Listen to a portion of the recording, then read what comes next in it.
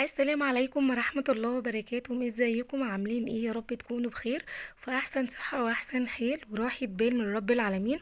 فيديو النهاردة باذن الله يعجبكم جدا. هنعمل مع بعض كده القرنبيط الكريسبي. هيفضل مقرمش معاكي كده لحد تاني يوم. هتيجي كده تاكليه يعني لحد تاني يوم كده هتلاقي القرنبيطة معاكي كريسبي وطعمها حلو جدا.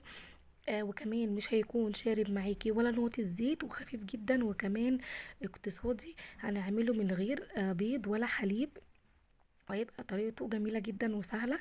تعالوا نشوف المكونات والطريقة وهنجيب بنعمل ايه. اول حاجة هنجيب زهرة القرنبيط معانا زي ما انتم شايفين. طبعا يستحسن ان انت تجيبي زهرة القرنبيط اللي هي الوسط يا اما الصغيرة.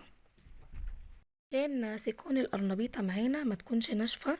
انما لو جبتيها زهرة القرنبيط بتاعتك كبيرة. هتلاقي كده السيقان بتاعت القرنبيط هتكون ناشفة معاكي وتاخد سوا. وطبعا دي مش هتكون حلوة طبعا. في الاكل طبعا فهو مستحب يعني ان انت تجيبي زهرة القرنبيط لا اما صغيرة لا اما وسط. وهنقطعها بالشكل زي ما انتم شايفينه كده. ومش هنقطعها قطع صغيرة عشان ما تتهريش منك في السلق. وانتي بتسويها يعني في الميه. فانا زي ما انتم شايفين كده انا بقطعها قطع كبيره او زهرات كبيره. وبعد ما بسلقها بسيبها تبرد وارجع اقطعها التقطيع اللي انا ببقى عايزاه او اللي انا حباه مثلا اقليه عليه. زي ما انتم شايفين. طبعا انا باجي عند السيقان كده وببدا اشيل القشره اللي هي بتبقى ناعمه كده من بره. بعمل كده في كل الزهرات بتاعتي في الوقت دوت. انا بكون مجهزه ميه على النار. بتكون بتغلي. واحط فيها ملح وكمون. طبعا الكمون عشان يعني المعده ما تتعبش من القرنبيط تمام. انا خلصت هو كميه القرنبيط زي ما انتم شايفين وكمان انا غسلته غسله حلوه جدا. بالميه يعني الجاريه تحت الحنفيه عشان لو في اي حاجه. انا مثلا مش واخده بالي منها فايه يعني تتغسل بالميه تمام. وبدات زي ما انتوا شايفين كده الميه بتغلي جامد جدا. وابدا كده ان انا انزل بالزهرات بتاعه القرنبيط بتاعتي وانزلها كده على السيقان يعني اخلي الزهره هي اللي من فوق. والسيقان هي اللي من تحت. هو خد معايا بالظبط 5 دقايق. وطلعته ضروري جدا تطلعيه على مصفى يتصفى من الميه بتاعته. ما تقعدوش اكتر من 5 دقايق. بتطلعيه كده بتشوفي كده السيقان بتاعه الزهره. اللي هي القطعه اللي انا قشرتها اللي انا كنت بوريها لكم. لو لقيتيها طريت كده معاكي تمام كده خلاص القرنبيط استوى معاكي. طبعا ما تقطعيش القرنبيط نهائي طول ما هو سخن. انا سيبته يبرد تماما وبعد كده زي ما انتم شايفين مش مطلع دخان ولا اي حاجه. هو برد معايا تماما. وبعد ما برد بدات ان انا اقطع القرنبيط على او الزهرات بتاعه القرنبيط بالحجم اللي انا يعني عايزاه. او اللي انا هقليه عليه تمام.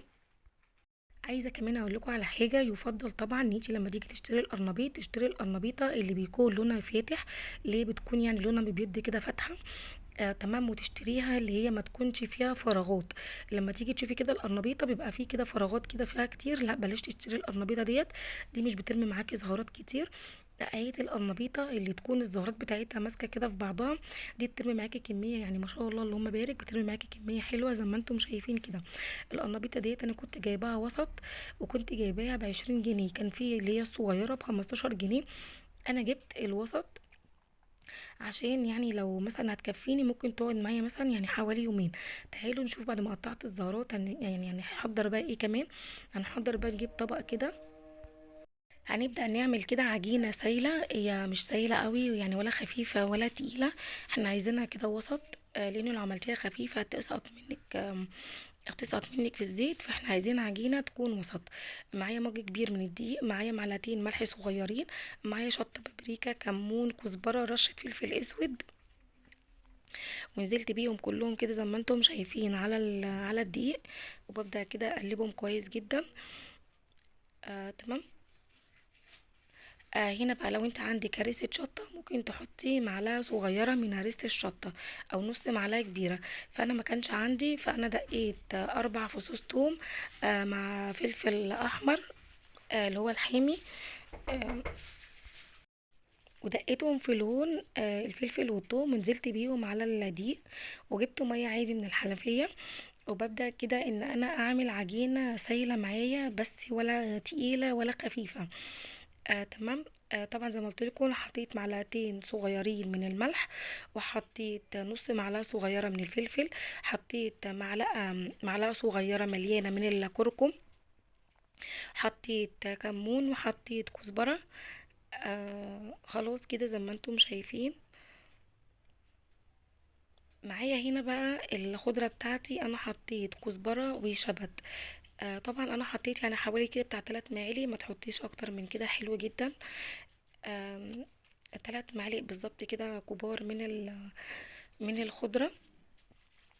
طبعا الكزبره اساسي طبعا للقرنبيط.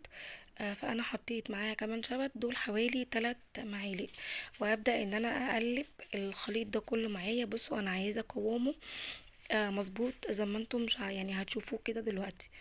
هبدأ طبعا ان انا ادمج او اقلب كل الخليط ده معايا كده، يعني بحيث ان هو كله يتقلب في قلب بعضه. والتوابل او البهارات والدقيق وكله بقى ايه متجانس كده مع بعضيهم. خلاص كده. جيت بعد كده كمان جبت طبق كمان او بولة كمان، وحطيت فيها حوالي، هجيب بقى طبق كمان او بولة كمان فيها مجين من الدقيق، وهنزل بحوالي برضو معلقتين من النشا، ونفس التوابل اللي انا حطيتها في العجينة السايلة زي ما انتم شايفين. برضو التوابل نفس الطريقة، يكون برضو ملح وكزبرة وشطة وبابريكا وكركم طبعا اهم حاجة. وهنزود بس هو حاجة واحدة تاني عن البهارات التانية، او يعني هي مش بهارات. هنجيب بيكنج باودر للخليط الجاف. طبعا نبدأ نقلب الخليط الجاف كويس جدا. زي ما انتم شايفين هندمج كل طبعا البهارات بالدقيق. وهنبدأ ان احنا نجيب كيس بيكنج باودر. هعوز بس حوالي معلقة ممسوحة كبيرة. طبعا انا مش يعني هنا انا مش هبقى حاطة المعلقة ممسوحة كبيرة مليانة، يعني بصوا هي كده مش معلقة. تمام، فانا هرجع كده ان انا اكمل بقية الكيس.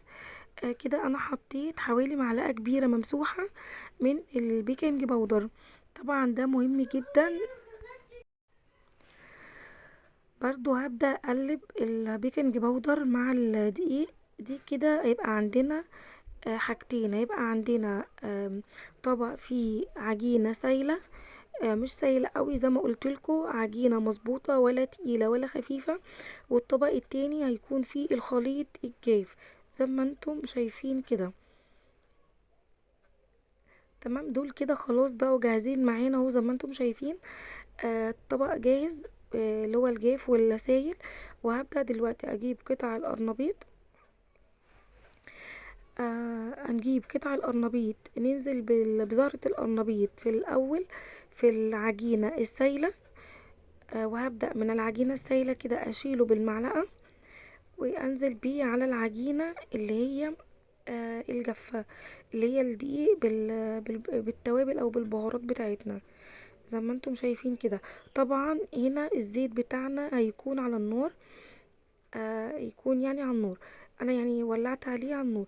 هنا بقى طبعا لازم تعملي الدقيق هنا زهرة القرنبيط في الدقيق كذا مرة كده بايديكي، بحيث ان هي تديكي القرمشة بتاعة الفراخ اللي هي الكنتاكي.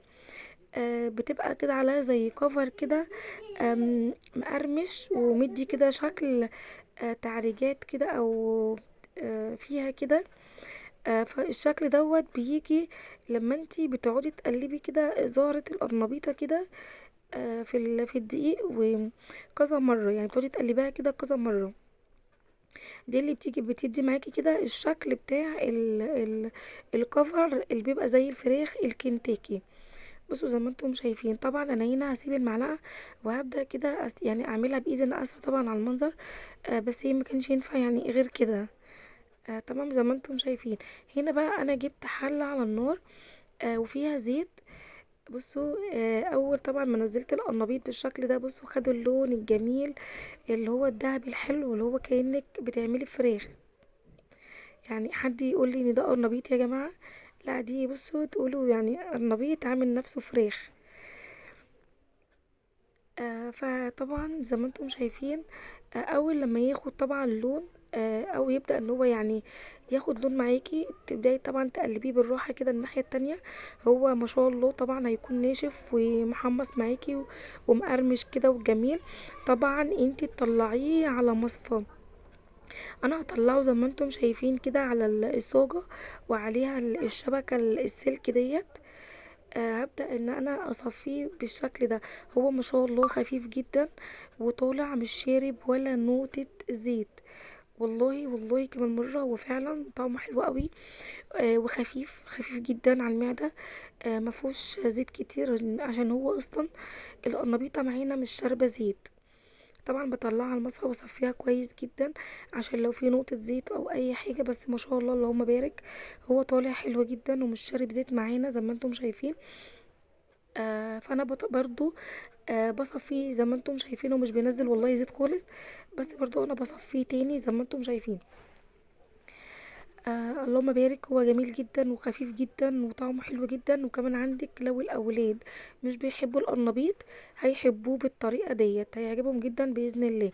زي ما انتم شايفينه. طبعا اقتصادي، ولا حليب ولا بيض بقى 10 15 بيضة زي ما بيتعمل بقى في القرنبيط العادي. بتلاقي كمية بيض. ناس بتحط بيض كتير جدا في القرنبيط اللي هو التاني دوت، اللي هو يعني بربة القرنبيط وينزل منها على على الزيت على طول. طبعا دوت احسن بكتير. خفيف في اكله. ولادنا كمان لو مش بيحبوا القرنبيط هيحبوها بالطريقة ديت. أم، بصوا بقى يعني باذن الله كده يعجبكم جدا. جربوه وقولوا لي كده في التعليقات ايه رايكم. واللي لسه ما صلاش على النبي يصلي كده في الكومنتات. اللهم صلي وسلم وزد وبارك على سيدنا محمد صلى الله عليه وسلم.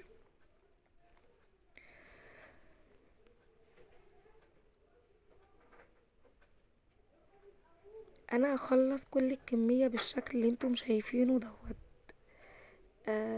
تمام. كده انا خلصت خلاص كمية القرنبيط. والقرنبيط زي ما انتم شايفينه كده اللهم بارك، واخد اللون اللي هو زي لون الفراخ الكنتاكي، اللي هو لون المسفر طبعا عشان الكركم اللي احنا حطيناه في البهارات بتاعتنا. واخد طبعا القرمشة. حاطين طبعا نشا، وحاطين بيكنج باودر. بصوا حد يقول لي يا جماعه ان ده كده مش ده كده قرنبيط؟ والله كل اللي كان بيدخل عندي في الوقت دوت من ولادي او زوجي لما جه كده خلاص وانا في الاخر خالص، طبعا القرنبيط طبعا مش موجود خلاص. فالكل كان فاكرني ان انا عامله فراخ. السلام عليكم ورحمه الله وبركاته.